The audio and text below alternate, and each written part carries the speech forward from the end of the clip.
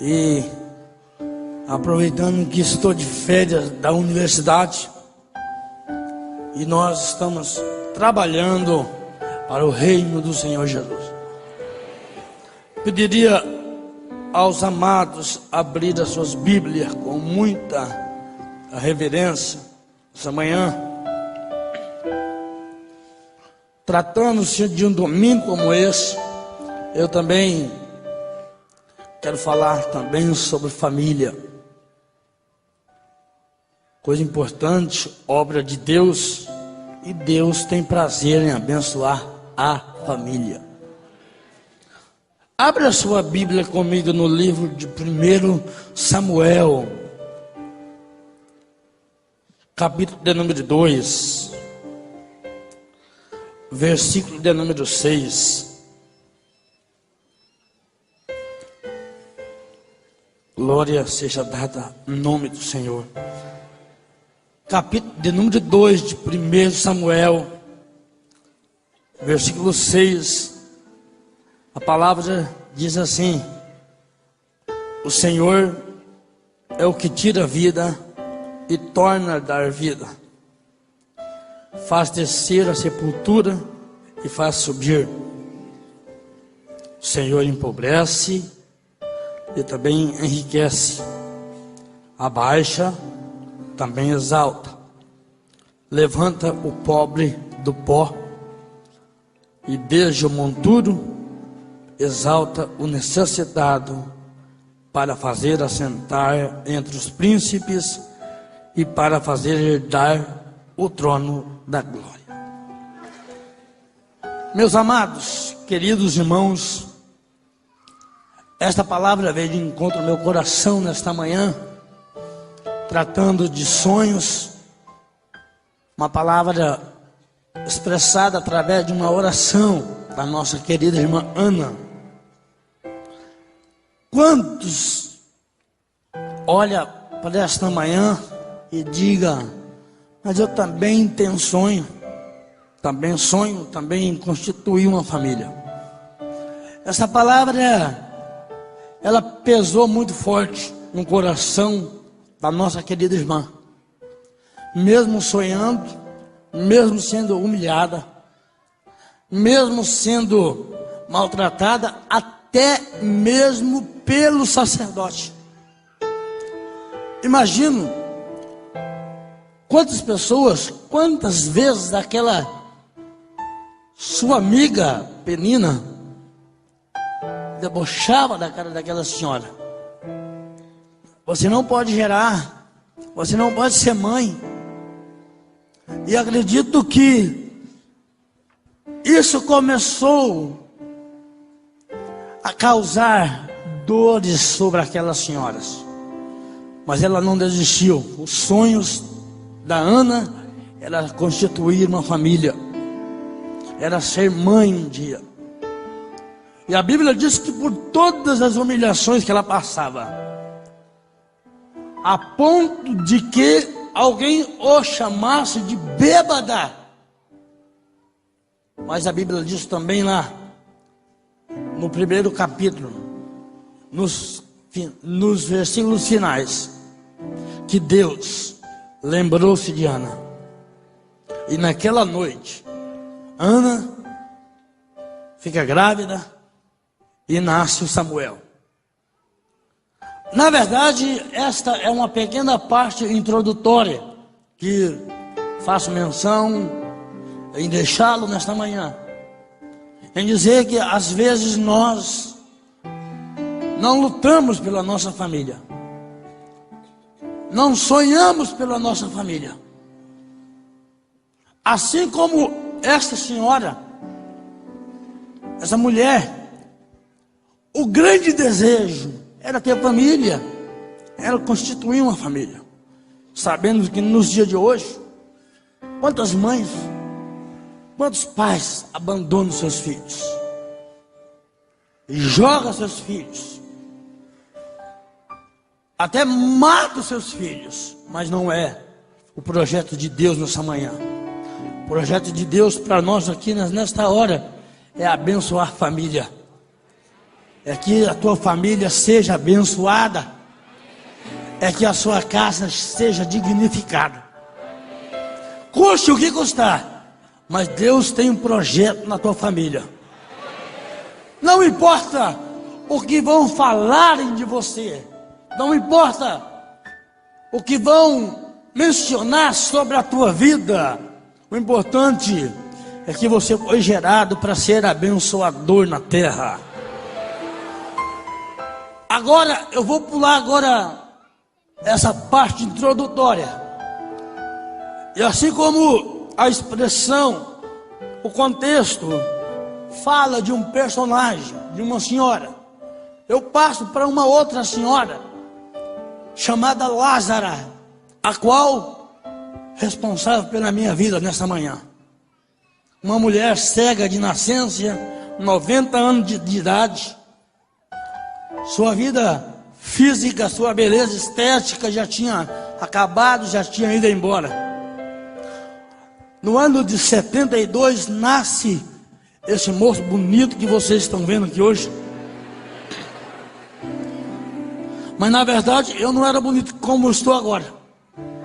Eu era feio, marcado pelas doenças, eu era podre. Nasci com uma paralisia no cérebro. Fiquei vegetando por muitos anos. Mas na primeira semana de vida, meu fôlego acabou. E aí as pessoas chegaram na casa da minha mãe para fazer o sepultamento. Minha mãe chorando. E as pessoas diziam para ela: manda colocar ele numa caixinha de sapato e manda para o cemitério. 8 horas da manhã, meu fôlego parou, a vida acabou. E a minha mãe não aceitou aquilo. Esperou as horas passarem e a casa da minha mãe foi chegando muitas pessoas, muita gente. Concluindo essa parte, 4 horas da tarde, o corpo já cheirava mal. Minha vovó chega na casa da minha mãe, aquela grande multidão, e somente essa senhora que adorava a Deus, somente aquela senhora que servia a Deus na família, uma mulher cega de nascença, os cabelos todos embranquecidos. E ela chegou na casa da minha mãe junto com o meu avô, e ela me pegou e colocou em um cestinho de pão, e pegou mais algumas irmãs e me levaram para a igreja. E chegando lá no altar, me colocaram no altar e juntaram-se as mãos e começaram a orar. Do lado de fora, a multidão esperava que voltasse com um cadáver dentro de uma caixinha de sapato para me enterrar.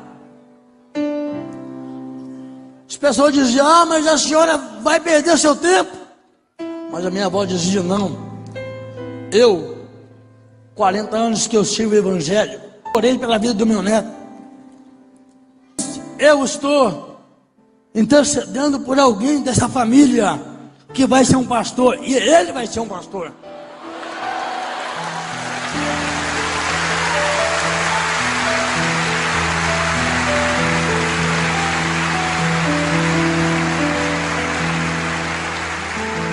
E agora, as irmãs começaram a orar.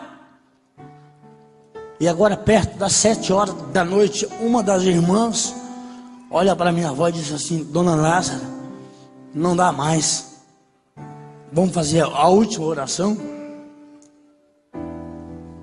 E agora juntaram-se as mãos e começaram a orar. De repente começaram a ouvir o grito e o choro daquela criança.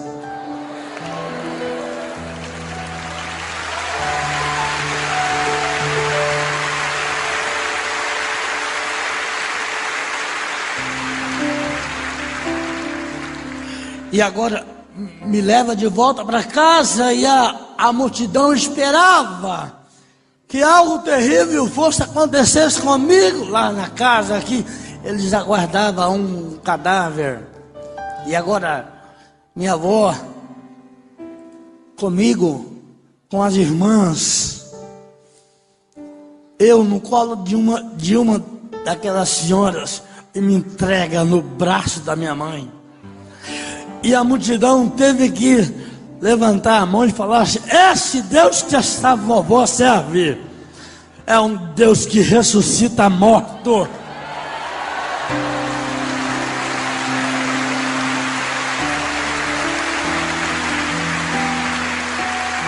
Olha, o nome da minha avó, Lázara. Eita glória! Jesus manda Lázaro sair para fora. E quando Lázaro sai para fora, ele diz assim: ó, desata ele agora, manda ele embora, ele está livre. E agora minha vida continua, começo a crescer naquela pequena cidade, com uma paralisia cerebral. Durante 14 anos eu vegetava, não andava, não falava, era dependente das mãos das minhas irmãs, sem memória, não via, não tinha noção de vida, não conhecia minha mãe. Na verdade, eu era tido como um boneco de pano. Não tinha sentido eu estar vivo naquele momento. Para que as pessoas me vissem no chão, arrastando de barriga, comendo barro. Ninguém foi capaz na história da humanidade, na terra, entre os meus familiares, entre os vizinhos. Quantas pessoas olhavam para aquele moço, se arrastando como uma cobra, dizia assim: esse aí está condenado. A medicina descartou totalmente alguma cura sobre a minha vida. Ninguém foi tão audacioso em colocar a mão no bolso e falar: eu vou depositar uma moeda de 10 centavos na vida desse moço. Ninguém. Mas tem uma coisa: não foi preciso nenhuma moeda, não foi necessário nem ouro, não foi necessário prata, mas o sangue do Cordeiro. O sangue do Cordeiro.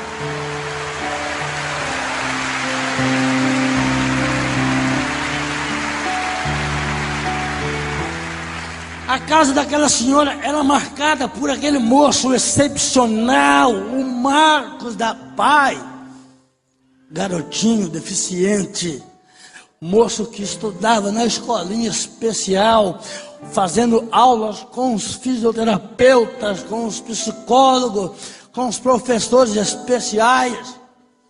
Então as pessoas tinham vergonha, tinham receio de chegar perto daquela casa, porque aquela casa era marcada. Toda a minha família não se conformava com o meu estado. Alguém dizia assim para minha mãe: ei, a senhora poderia ter abortado esta criança. Alguns homens que testemunharam, que gravaram um vídeo no meu site, que está lá, disseram assim: olha, para mim Deus errou em colocar esta criatura no mundo, porque nós conhecemos ele, nós acompanhamos toda a história do Antônio Marcos. Vivia aí jogado pelas calçadas da casa da sua mãe. Ninguém tinha coragem de pegar esse menino, ninguém tinha coragem de pelo menos falar uma palavra profética para abençoar esta criança. Os anos começaram a passar. 14 anos, sem vida, não pensava, comia quando me dava, tomava água se alguém colocava na minha boca. Para mim, não sentia dor, poderia beliscar, eu não sentia dor, na verdade eu não vivia.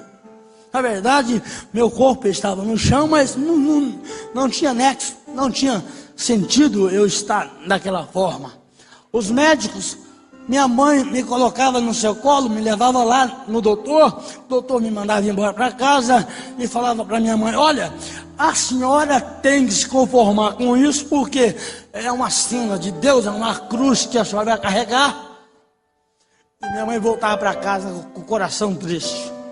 Mas numa bela manhã, meus avós chegam na minha casa, e meu avô, particularmente, ele vê aquela cena dramática daquele moço se arrastando no chão da casa da minha mãe, comendo os barros da casa, porque as casinhas no sul, antigamente, muitas delas, o chão era de barro branco, e muitos de vocês sabem disso. Então, me viam comendo barro, sem roupa.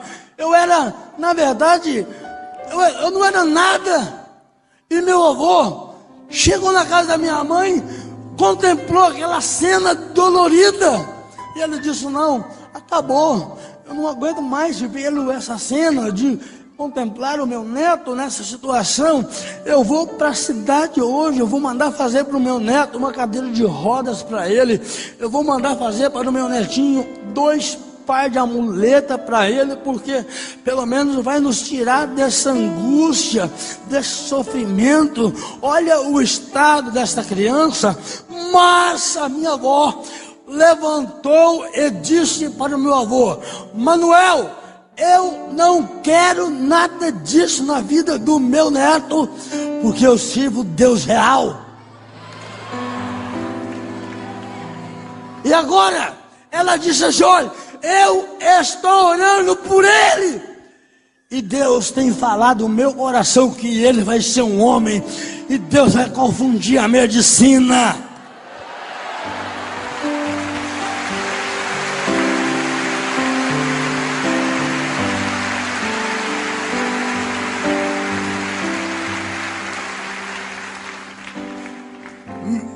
A minha avó pede para minha mãe me tirar daquele chão, me dar um banho, me colocar na sua cama, e pede para minha mãe sair do quarto, e assim minha mãe fez.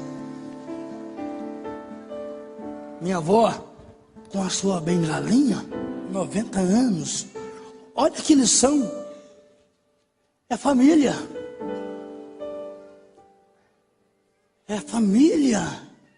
os sonhos.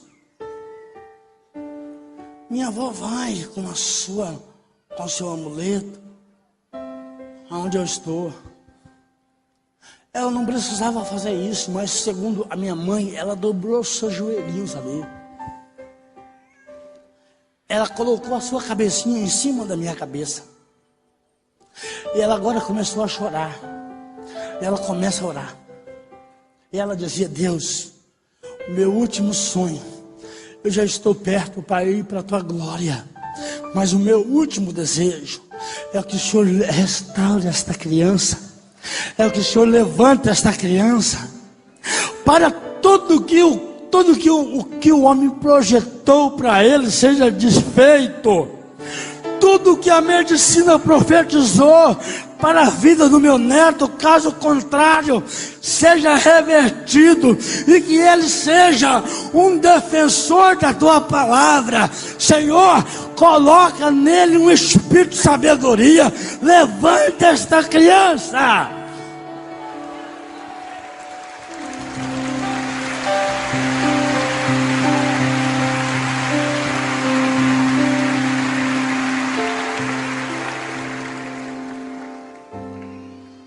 Uma semana passou, minha mãe foi colher café. 9 horas da manhã, mandaram chamar minha mãe. Ei, a senhora precisa ir embora porque aconteceu algo lá na sua casa, e a senhora precisa ir embora. E a minha mãe esperava o pior que tivesse acontecido comigo. Minha mãe chega em casa, um grande número de pessoas, e minha mãe não sabia o que estava acontecendo. E agora, quando a minha mãe chega na sua casa, as pessoas dizendo para minha mãe: olha, qual é o remédio que a senhora deu para ele? Qual foi a garrafada que a senhora deu para ele? Porque minha mãe não acreditava em Deus. Minha mãe me levava em curador, em benzedor, em espírita. Mas as pessoas agora perguntavam para minha mãe qual era o remédio que a senhora aplicou nele, porque seu filho, 9 horas da manhã, levantou-se do chão e começou a andar na sua casa.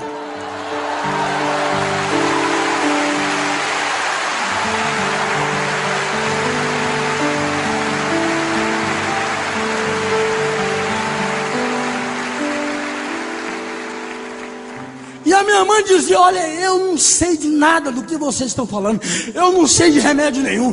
Se o meu filho levantou, é por causa do Deus da avó dele. Pergunta para a minha mamãe, que é vovó dele.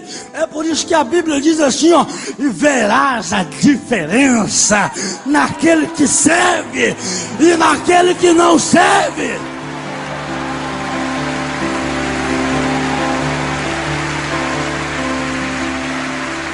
Agora, o que eu acho importante é que uma senhora como aquela era a última pessoa a ser consultada, uma cega. A última pessoa. Quem pode esperar alguma coisa de uma pessoa como a minha vovó? Ah, nada. Deus deixou de usar o médico para usar a minha avó.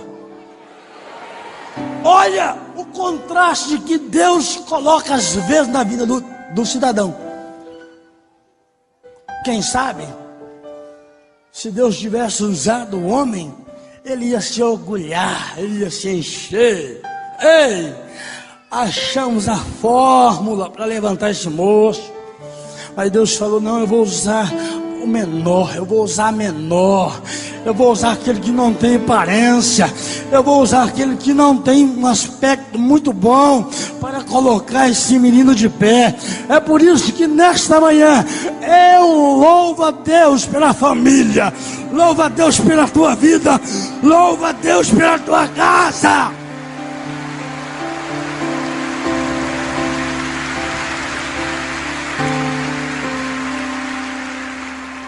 Aí eu comecei a andar, 4, 5 passos, caía muito.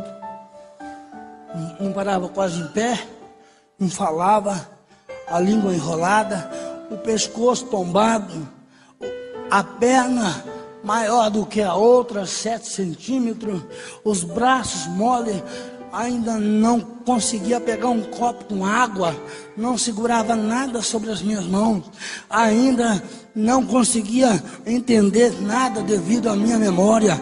E agora, os anos agora começam a vir sobre a minha vida.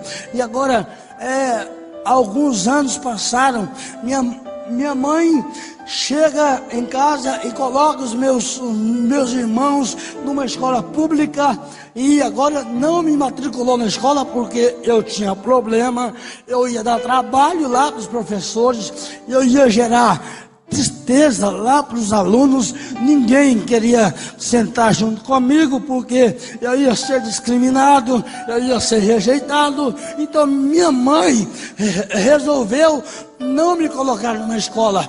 Mas na outra semana chega novamente aquela senhorinha na minha casa, a minha vovó, e quando ela fica sabendo que a minha mãe não me coloca na escola, ela levanta e diz assim: você vai colocar o seu filho na escola hoje. E a minha mãe diz: não, mamãe, eu não posso fazer isso, ele começou a andar ontem, eu não tenho condições de pôr ele na escola. Minha avó diz: você vai pegar uma das suas filhas e vai levar ele para a escola. Minha mãe obedeceu minha avó, mandou que uma das minhas irmãs me levasse para a escola, mas na verdade eu não sabia nem quem eu era, nem onde eu estava. E me levaram para aquela sala e me deixaram lá. E eu acredito que o tempo começou a passar dentro daquela sala, mas de repente agora eu começo a ouvir uma voz. Essa voz saía de mim, saía das minhas entranhas, me chamava de mim, meu filho. por alguma... Meu filho, levante a sua cabeça. E eu, não que eu estava vendo alguma coisa não, mas eu comecei a obedecer o comando da voz. Levante a sua cabeça. E agora o Espírito Santo, eu creio que Ele mesmo começava a levantar a minha cabeça. Levantei a cabeça naquela manhã e me deparei com uma claridade, uma luz. E agora aquela voz já partia daquela luz. De dentro daquela luz saía aquela voz que dizia: meu filho, olha, eu costumo dizer que lá em Gênesis capítulo 1, versículo 1, 2, 3, 4, diz assim: no princípio criou Deus os céus e a terra, havia trevas sobre a face do abismo, o Espírito de Deus pairava sobre as águas, e disse Deus: haja luz, e houve luz. Olha, Deus transporta a mesma luz para a sala de aula, me chama de meu filho, me manda levantar a cabeça. Lá Ele diz assim: ó, haja luz. Naquela manhã Ele disse assim: ó, haja cérebro, haja memória, haja sabedoria, haja despertamento.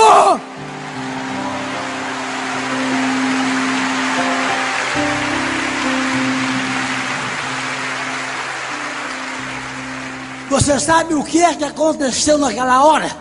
Minha memória, 15 anos paralisada, fechada, voltou em fração de segundo. Agora eu saía de um país celestial e moraria num país real, no mundo real. Agora tudo para mim agora era fantástico. Eu ouvi agora o barulho das crianças, as cabecinhas dos alunos comigo ali. Então tudo para mim agora passou a ser fantástico. Olha, eu agora olhava as roupinhas daqueles alunos ali. Eu tinha discernimento para entender pelaquela primeira vez as cores de cada roupa que aquelas crianças colocavam. Eu agora olhava aquelas paredes da sala cheio de cartaz colorido e eu achava lindo, eu achava fantástico, porque eu estava vivenciando isso, aquilo, naquele momento. E agora, quando eu olho lá na frente, a minha primeira professora, a senhora Rosângela, ela escrevendo naquela lousa, e agora, o que aquela mulher escrevia no quadro, eu sabia ler pelaquela primeira vez.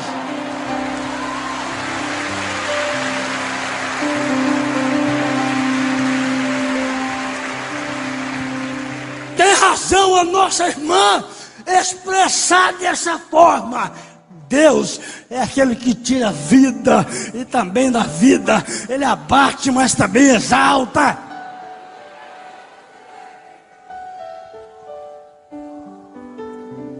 Sabe o que aconteceu? Chegou uma moça para mim e disse para mim: Marcos, vamos embora encontrar com a nossa mamãe.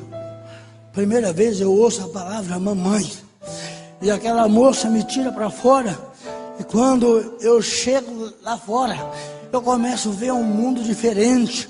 Eu vejo agora as árvores, aquele verde, aquelas árvores se movendo com o vento. E eu achei aquilo fantástico, coisa linda, natureza de Deus. Eu vi agora os carros passarem na rua, eu ficava admirando aqueles carros, porque eu estava vendo aquilo pela primeira vez. É como na sexta, aos 15 anos, e eu agora vi agora as crianças correndo para lá e para cá. Eu achava aquilo muito lindo. E agora minha irmã me puxando pelo braço, mas teve uma cena que me parou e que eu não posso esquecer dela nem um só momento. Foi quando eu levantei a minha cabeça ao céu e comecei a ver aquele céu azul gostoso, aquele sol que estava raiando naquela tarde, porque já era mais de meio-dia. E agora, quando eu olho para cima, eu vejo um pequeno pássaro, um pardal pequenininho, sentado num fio de rede elétrica.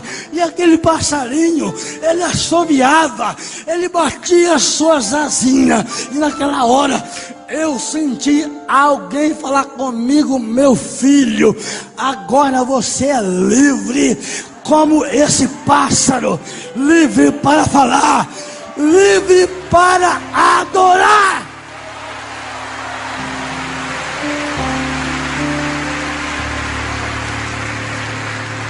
João 8,36 diz assim, ó: se pois o Filho vos libertar, verdadeiramente sereis livres. Você é livre nesta manhã. Você é livre, família de Deus. Você é livre nesta manhã.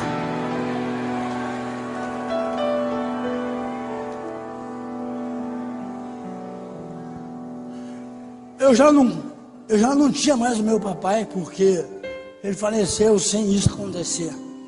Não cheguei a conhecer meu pai. Não cheguei a conhecer alguns irmãos. Mas a partir daquele momento que a minha memória começou a estar intacta, funcionando 100 vezes mais do que a dos meus irmãos, aí, meu amigo, na sala de aula não teve para ninguém.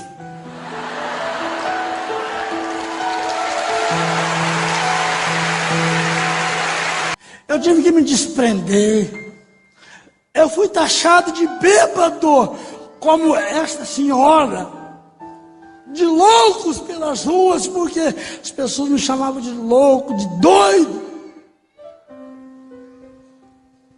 Mas eu começava a sonhar. Começava a sonhar que um dia eu ia ser um pai de família. Eu amo minha família e amo a família de Deus. E sempre depois que Deus me restaurou, Deus, eu quero ser um pai de família. Eu quero ter minha esposa.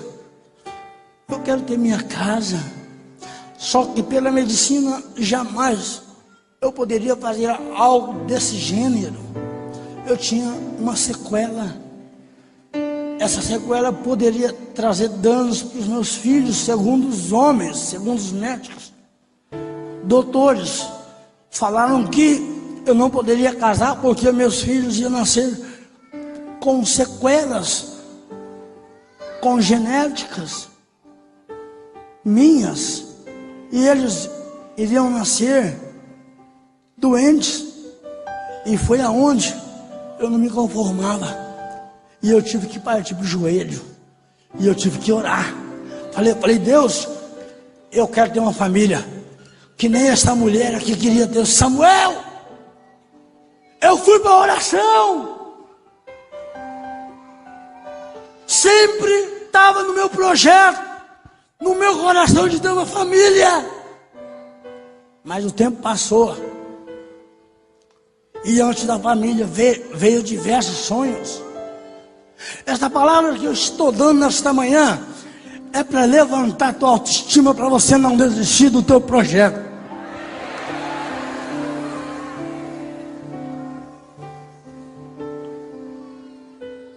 Com 24 anos, estou morando de favor no fundo de uma igreja. Um quarto 2x2 cabia, só uma caminha de solteiro. Não tinha luz elétrica, não tinha piso bonito igual esse. As pedrinhas do meu quarto eram de essas pedrinhas britas de construção de concreto.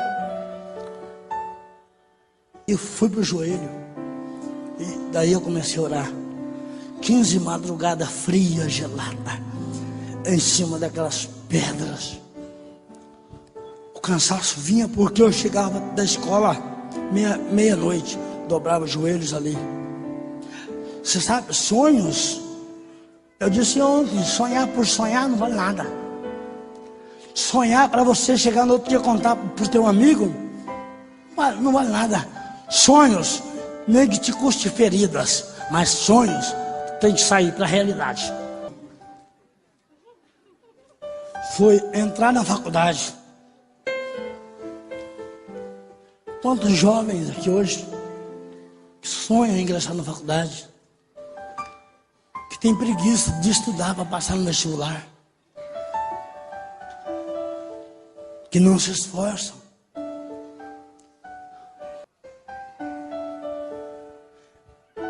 Nos sábados, à noite, a juventude ia para as praças, ia para lanchonetes, comer pizza. E eles não me levavam junto com eles porque eu era diferente. Eu babava. Eu usava um lenço desse, ó. Não é vergonha falar, né, pastor? Não é vergonha falar. Eu usava um lenço desse amarrado no pescoço. Eu te pergunto, qual a personalidade que queria ficar perto desse moço? Eu tinha que entrar no quarto, eu tinha que chorar, eu tinha que orar. Por muitas noites, quando eu colocava a chave na maçaneta da porta, eu me sentia um vazio, uma tristeza.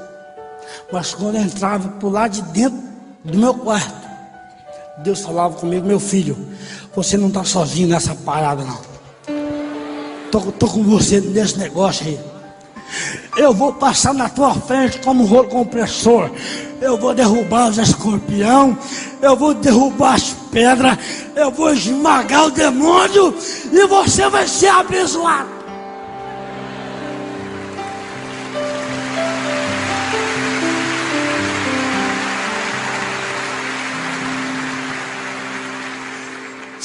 Milhões de neurônios nós temos na nossa cabeça e não usamos 10%. Não usamos para projetar, não usamos para pensar e queremos cobrar de Deus. Queremos falar: Deus, por que eu não tenho? Por que eu não recebo? Ah, pastor, mas estou passando por muita tribulação. Eu aprendi vitórias, aprendi gostar das minhas tribulações. Não que eu sou masoquista, coisa alguma, não é isso não. Quando você vê Paulo falando lá em Romanos, dizendo que se gloria nas tribulações, não quer dizer que Paulo era masoquista não. Porque ele diz assim, ó: nós nos gloriamos nas tribulações porque elas produzem o quê? Perseverança. O que mais? Experiência. O que mais? Esperança. E agora eu vejo o poeta escrever duas poesias, e na primeira ele diz assim, ó: quanto mais negra for a noite, mais brilham as estrelas. Aí ele volta falando assim, ó: quanto mais a flor amassada, mais transmite perfume.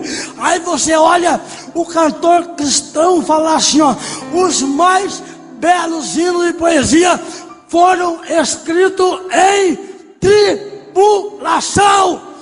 Jogando isso para nós agora, quanto maior for a luta da igreja, maior será a vitória da igreja.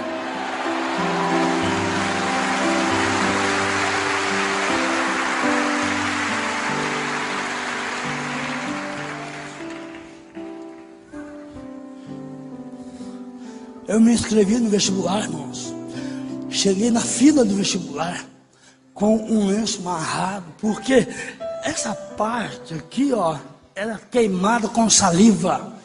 Até o meu tórax era queimado com saliva. Meus dentes deu perca óssea total. Cheirava mal. Vou para a fila do vestibular. Espantou-se todo mundo. Vieram todo mundo para me arrancar da fila, para cortar o meu sonho, para descer-lhe o facão no meu sonho. E dizia para mim: moço, cadê seu pai? Cadê sua mãe? Alguém toma providência, tira ele daqui. Esse moço não pode ficar nessa fila. E aquilo começou a me perturbar. Mas uma jovem, muito bonita, loira, muito linda, dos olhos verdes, a Débora, olha para mim e diz para mim assim: jovem, pega na minha mão aqui, vou te tirar daqui. Você não pode ficar aqui. Olhei nos olhos dela. Eu te repreendo, Satanás, quebrador de sonhos, sai daqui em nome agora. Sai da minha frente. E ela colocou o corpo, se afastou para trás, disse: calma, moço. Falei: calma nada. Vocês estão querendo cortar o meu desejo. Meu nome está escrito naquele edital ali, ó. Estou aqui para competir com vocês, para fazer essa prova que vocês vão fazer. Ei, 25 vagas para 5.000 candidatos, 200 candidatos competindo por vaga. E agora, sabe o que acontece? Deus me faz passar na 9ª colocação.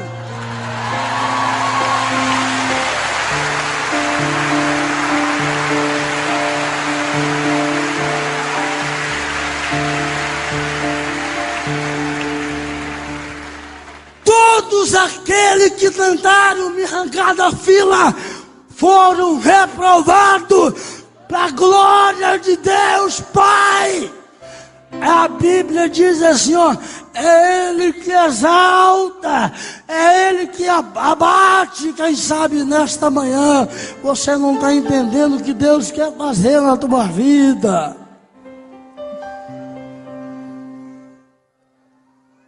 Quantas humilhações, quantos preconceitos eu tive. Para a glória de Deus, estou na 2ª universidade, Direito, 3º período em Direito.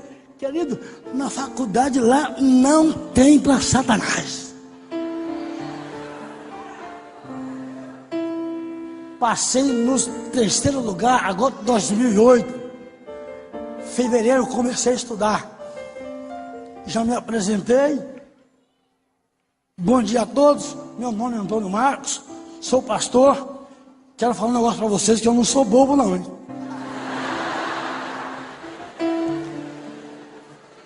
Uma semana depois, descubro que as câmeras da universidade me sondavam. Me vigiaram durante uma semana. O meu jeito no pátio da universidade. E aí, estou numa aula de direito constitucional e recebo uma intimação extraordinária para comparecer na reitoria. Tudo ok, já vou me apresentar. Chego lá, uma mesa redonda, 5 professores, o reitor e o diretor. Marcos, te convidamos aqui porque nós estamos olhando a tua vida já faz uma semana. E nós percebemos que você tem alguma dificuldade. E nós estamos preocupados com você aqui dentro. Nós trouxemos você aqui para fazer para você 2 perguntas.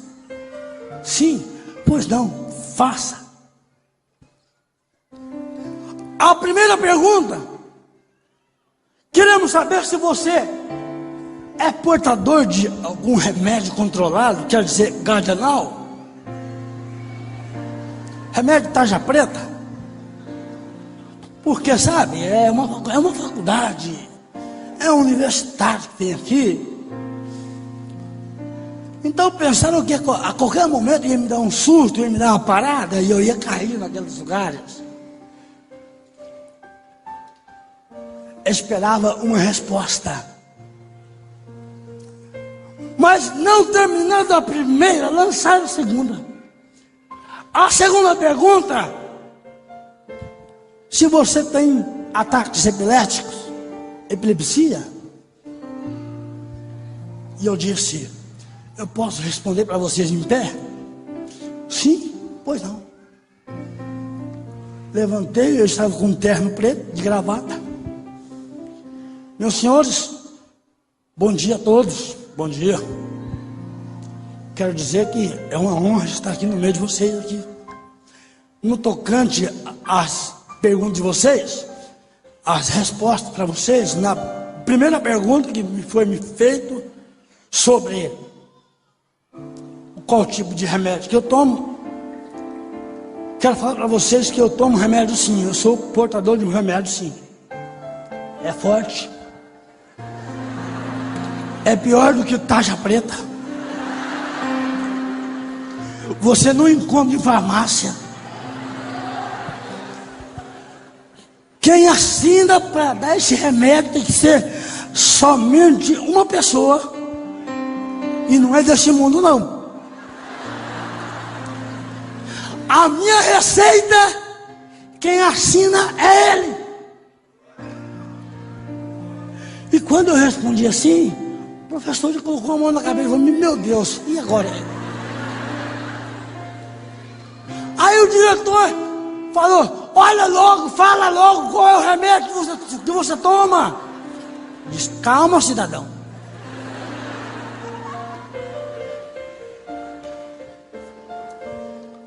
Fala logo, Antônio, para nós mandar comprar, para colocarmos aqui na farmácia da universidade. Falei: não, eu vou responder a segunda pergunta. Depois eu vou entrar em detalhes.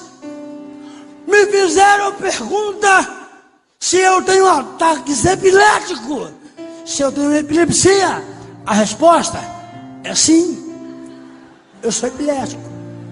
Sou epilético e aqui dos bravos.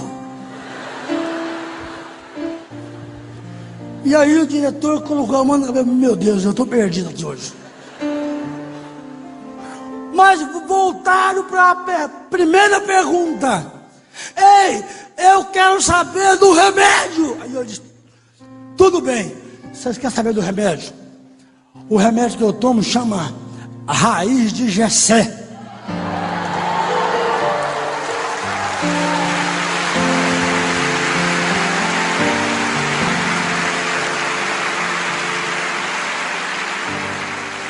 Aí o professor orelhudo, não conhece Bíblia, não sabe nada, não sabe o que é a raiz de Jessé, levantou a sua voz lá e me diz assim: aonde acha essa tal raiz para comprar?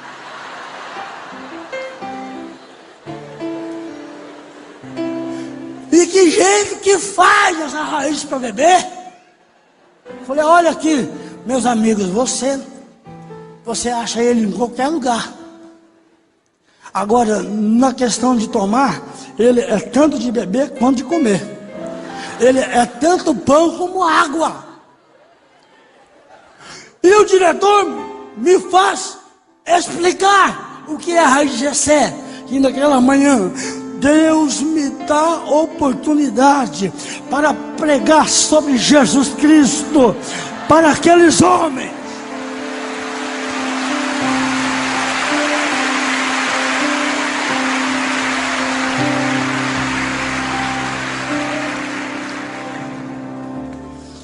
Família está no coração de Deus. Família, depois de Deus, é em primeiro lugar nessa terra.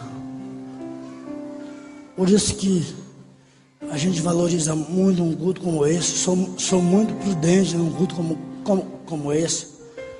A gente tem que ser muito ético. Quantas pessoas que estão aqui que sonham em constituir uma família, em ter sua família restaurada. Quero falar para você que continue buscando, Deus vai te dar. Assim como essa senhora sonhava, minha vovó sonhava para a minha vida. Eu comecei a sonhar depois que as coisas mudaram para mim. Eu começo agora a ir em busca de uma família. Muitas das vezes, jovens querem casar, mas não quer orar. E aí não sabe o porquê do casamento hoje e a separação amanhã. Porque não orou, não colocou nos planos de Deus. E essa nova geração de jovens do mundo lá fora, o palavreado popular é ficar. Não, eu só quero ficar. Não é?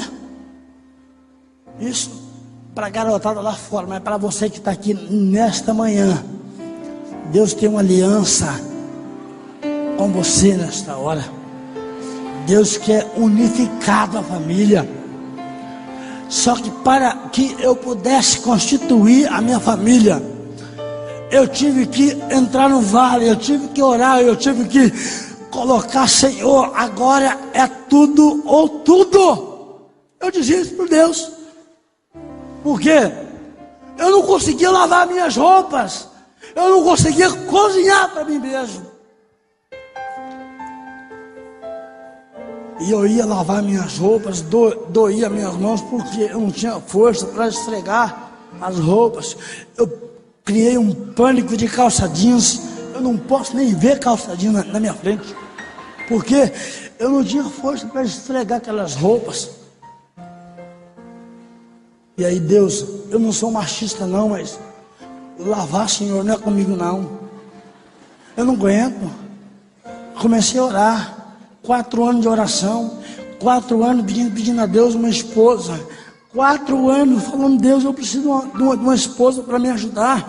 Olha, aqueles 4 anos foram os 4 anos mais desgastantes que eu tive ali na cidade, porque todas as pessoas vinham contra o meu projeto, porque na verdade eu não poderia casar. Na verdade, diante da medicina, eu não poderia estar usando uma aliança no meu dedo hoje, não.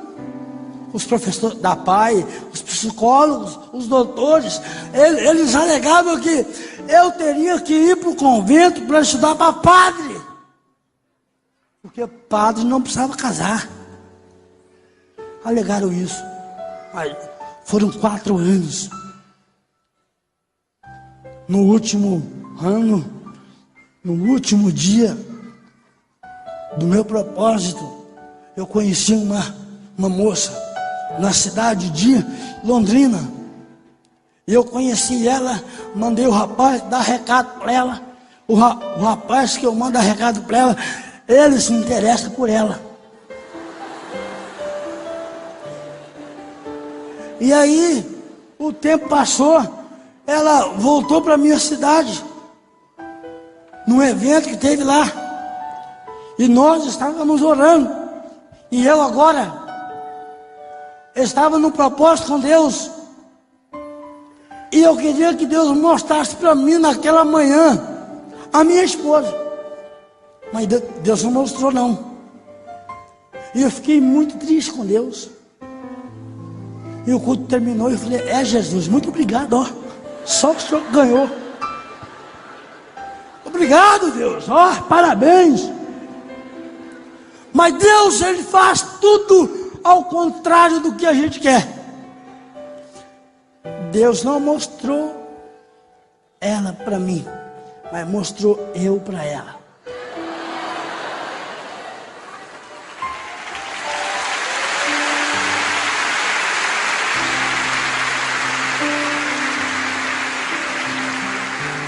E agora, lá na porta da igreja, eu estou esperando o pastor para ir embora.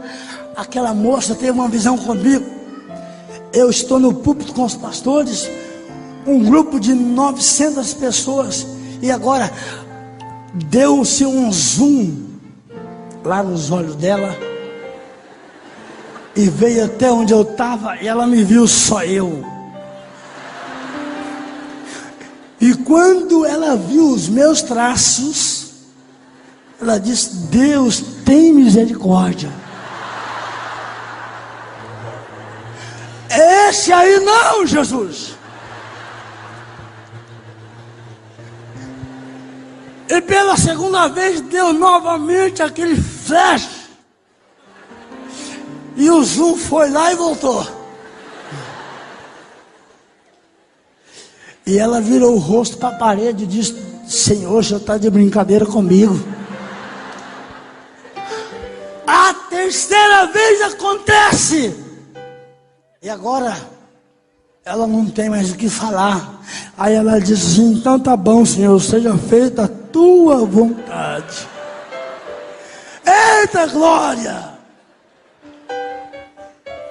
E agora eu estou lá. A moça chega para mim, chega bem de leve, com o cabelo longo. Ela teve que ir comigo, teve que ir embora quarta-feira passada agora. E ela me dá a mão para dar paz. E a hora que ela estende a mão para me dar paz, eu agarrei a mão dela com tanta força e disse: a paz, irmã! E ela colocou a mão na sua bolsa e tirou um papel com o telefone e me disse: ó, é o meu telefone, é o que você chegar na sua casa, você me liga. Eu catei aquele papel com força, coloquei no bolso e fui chamar o pastor: pastor, vamos embora logo, vamos embora logo. Tinha que andar 180 quilômetros para chegar na minha casa ainda. E o pastor naquela noite me judiou. Ele tinha um golzinho quadradinho, meu Deus, mas que tristeza! O ponteirinho do carro não passava de 60 por hora. Tinha horas que eu tinha vontade de lascar a botina esquerda naquele acelerador e meter o pé para chegar logo lá, para ligar para Renata. E assim eu fiz.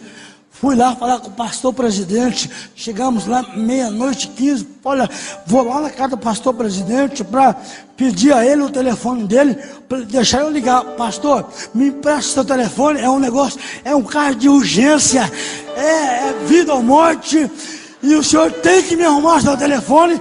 E outra coisa, o senhor não pode ficar perto não. E ele me emprestou o telefone. Naquela madrugada, eu liguei para Renata. Começamos a namorar por telefone. Que coisa chique. Se fosse hoje, namorar pela internet. Começamos a namorar no dia 25 de maio de 98. Eu não tinha nada. Quando foi no dia 19 de dezembro de 98, eu estava casando com aquela jovem.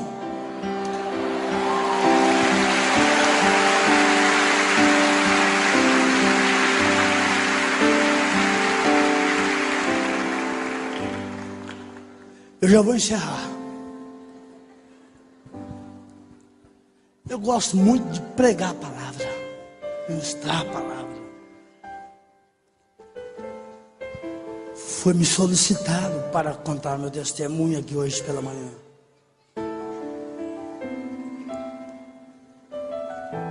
Os meus filhos foram sonhos. Doutor me chamou, eu e minha esposa, no seu gabinete, depois de um ano de casado, tentou fazer que nós usássemos métodos para evitar filhos, porque, segundo eles, meus filhos iam nascer doentes. Mas Deus estava no meu projeto, estava no coração de Deus de me dar a primícia. E Deus me deu 2 filhos perfeitos.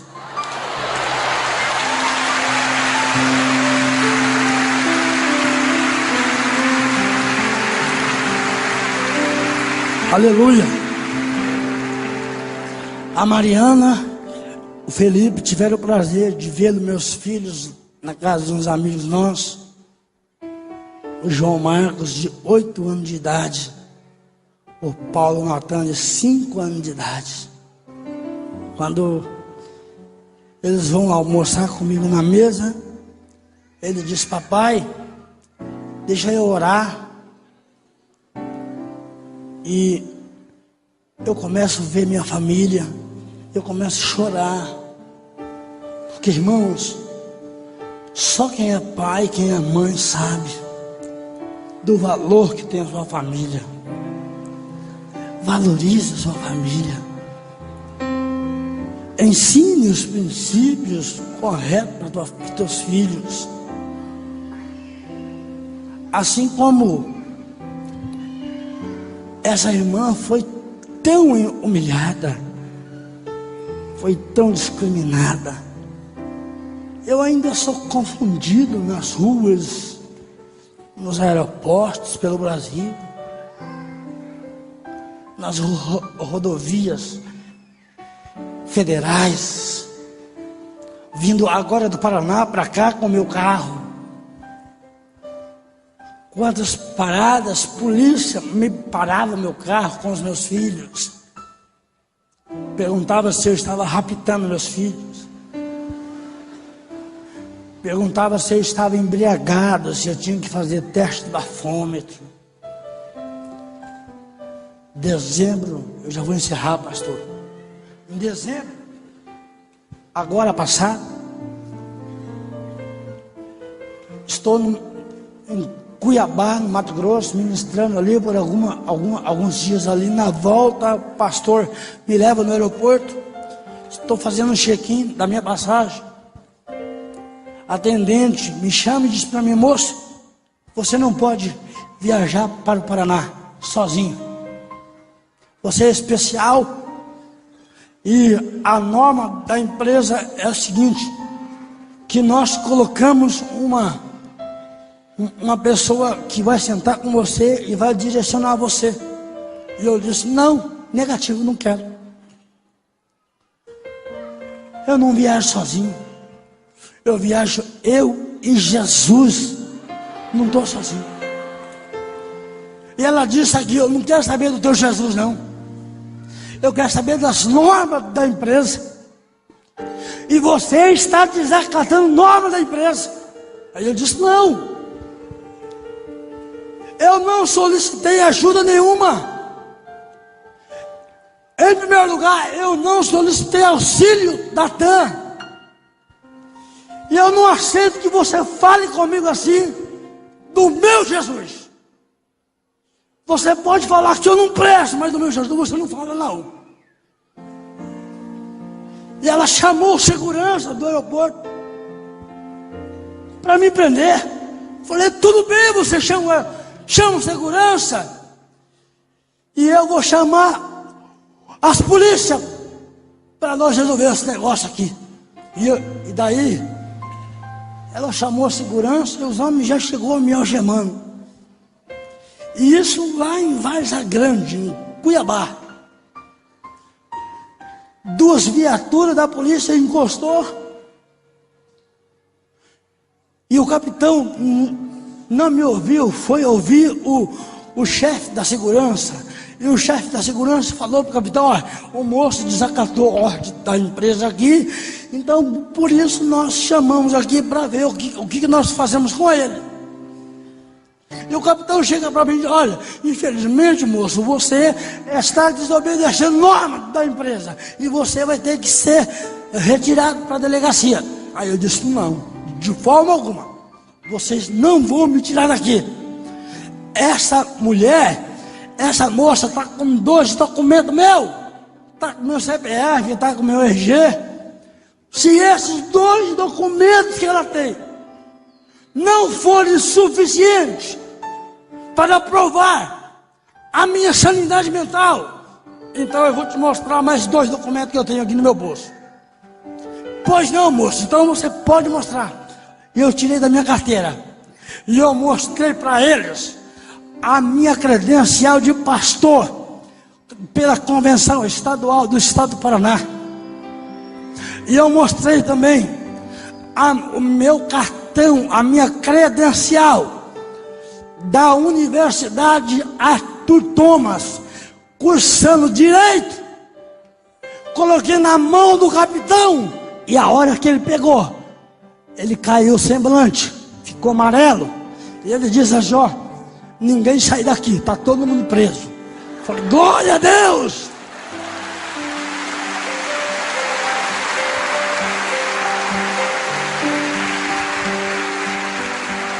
Aí eu voltei para aquela moça e falei: ei, esse é o Jesusinho que você falou do meu, viu? Esse é o Jesus que você discriminou. Foi ele que me colocou aqui perto de você. Agora aquela moça abria a boca, começava a chorar e dizia: pelo amor de Deus, doutor. Já nem Antônio Marcos me chamava mais, já me chamava de doutor. Satanás, não faça nada comigo, não.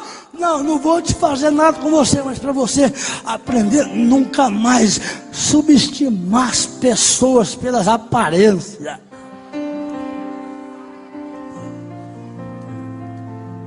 Você não é aquilo que o povo fala lá fora, não, irmão. Não é não, viu? Você não é. Você é mais. Você é mais. Você é mais.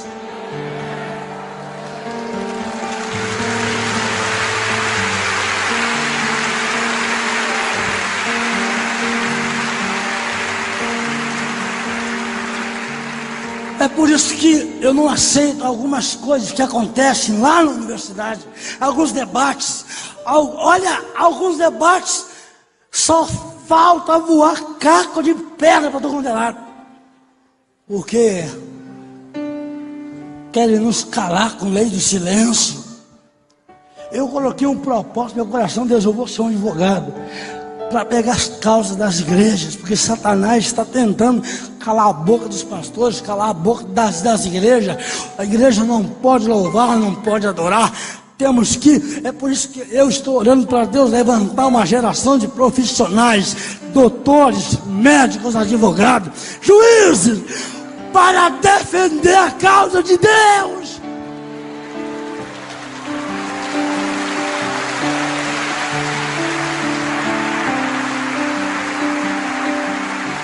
Olha, ele morreu pela minha vida, meu Deus. Ele foi massacrado por você.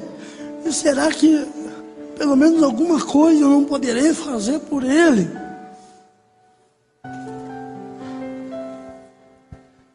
Pense nisso nessa manhã.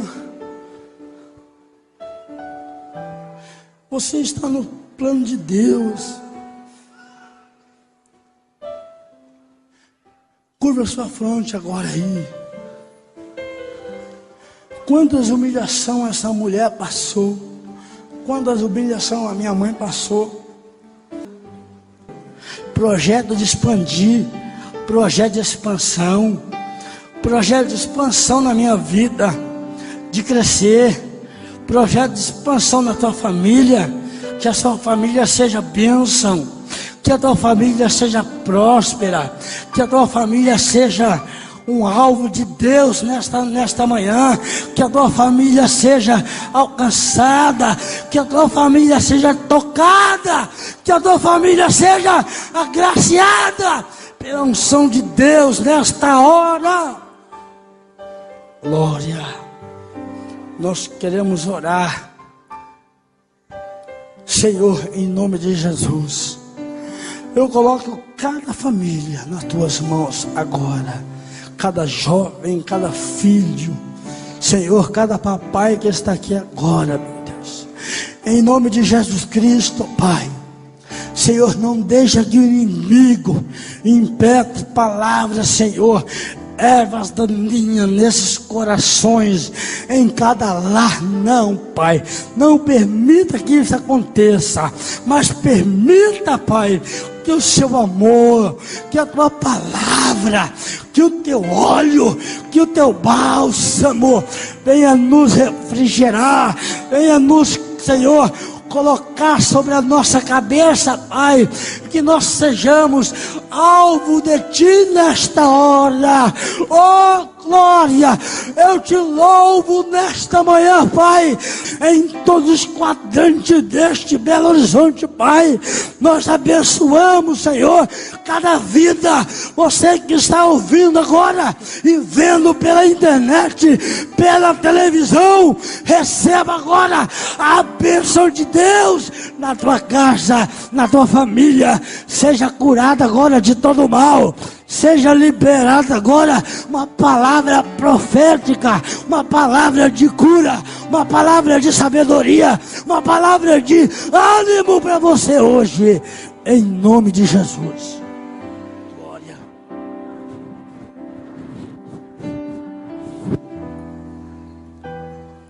Glória a Deus.